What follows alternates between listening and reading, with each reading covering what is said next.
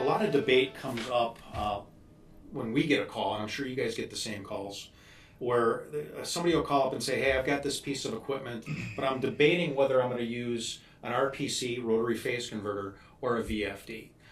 One of the things that and we give both options, because again, it really comes down to what is the customer after. Is the customer only after three-phase power conversion, or are they after actual motor speed control? So it's a fundamental question that we get asked all the time. You may encounter the same questions, but what is your opinion on, do you at least give a straight out answer when somebody calls the factory direct and says, hey, I'm looking to do this? Do they think that an RPC actually controls the motor speed? Does that confusion come into play? Yeah, it definitely does. A lot of consumers, they're not, they're not professionals on this. That's not what they do every day. They're looking for a solution. They don't know what's best. They go online and they get all kinds of information, just like we all do when we look to buy a product. If we're not experts in it, it's hard for us to make a decision. So they try to get as much information as they can. If they're looking at the possibility of going with a VFD, we always refer them to you guys.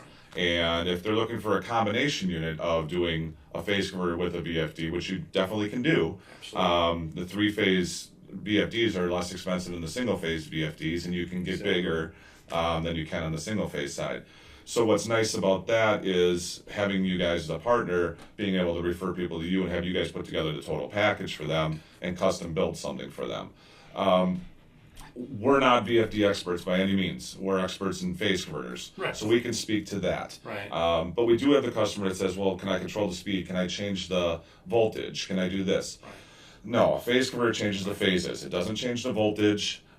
Despite what people think, or what you can kind of rig up, the proper way is to use a transformer with the phase converter. And if you need speed control, there's a lot of ways to get speed control, and a VFD is a great option for it. It's I mean, obviously it's a line or many lines that we carry besides American Rotary, but one of the cool things that I like to talk about when we have these applications come in is the fact that we can offer a total solution package. So if you need the general power supply of what the Rotary Phase provides, start with that.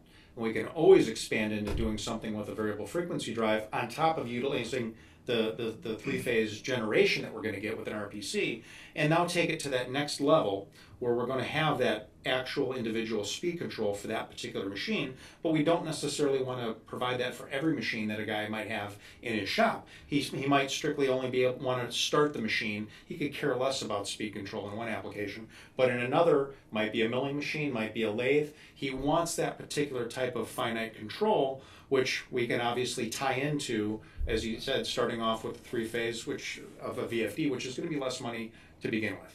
So now we've got a system that can provide the voltage stabilization that this type of product needs here, and we give them a complete package scenario that we can offer. Right, and if you look at them, if they just need speed control on a small lathe or a mill, it's a lot cheaper than to try to power your whole shop with a VFD. And with the VFD, and stop me if I'm wrong, I believe you need a VFD for each piece of equipment. Is that correct? That is correct. When you need individual speed control, you need individual individual VFDs for each piece of equipment.